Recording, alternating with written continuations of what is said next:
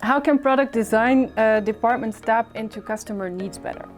I think the challenge for them is to go more on a safari than going to a zoo. The problem is that many decision makers these days, they observe clients in their non-natural habitat, like going to the zoo. You watch a lion and that lion is walking in a cage and you think you know the behavior of a lion in the wild. Whereas if you go to Africa and you see a lion in the wild, it's completely different than what that animal does in the zoo. And this is the major problem. Many businesses just organize only traditional marketing research, and we've been there, focus groups, takes focus groups. What do? Just think about it. You put 6 or 8 people in a small room, and there's like a big window, a mirror in the room, and then you think that they will behave naturally.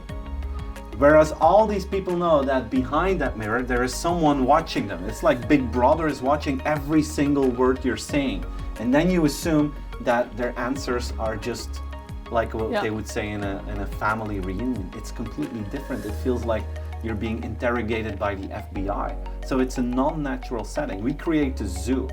I would invite decision makers to go on a safari, which means that you spend time with the customer in their natural habitat. You try to understand them. So you want to turn it around? I want to turn it around, yeah.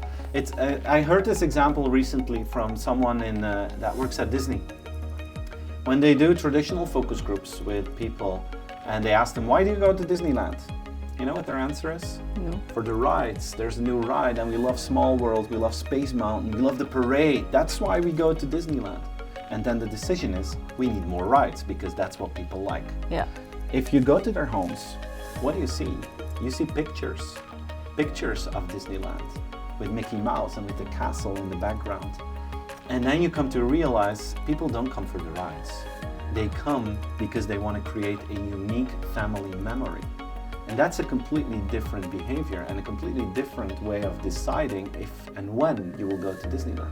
This is the main reason why so many young parents do not take their children to Disneyland before the age of 6.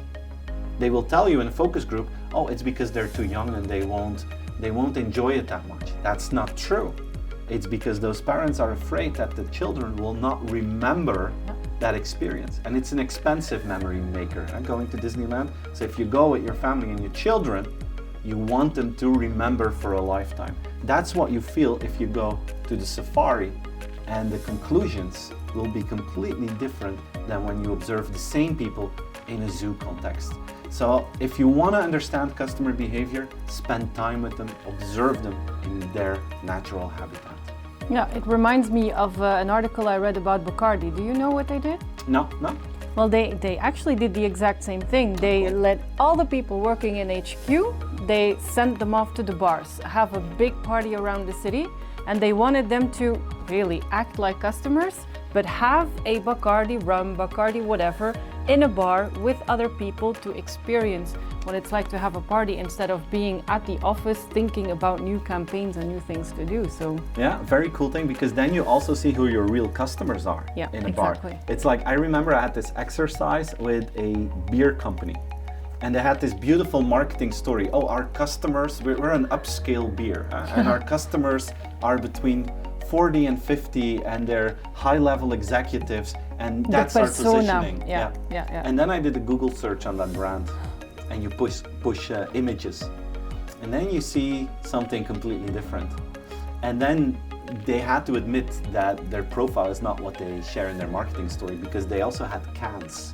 And I asked them, why do you have cans? As a premium brand, why don't you just have this beautiful bottle?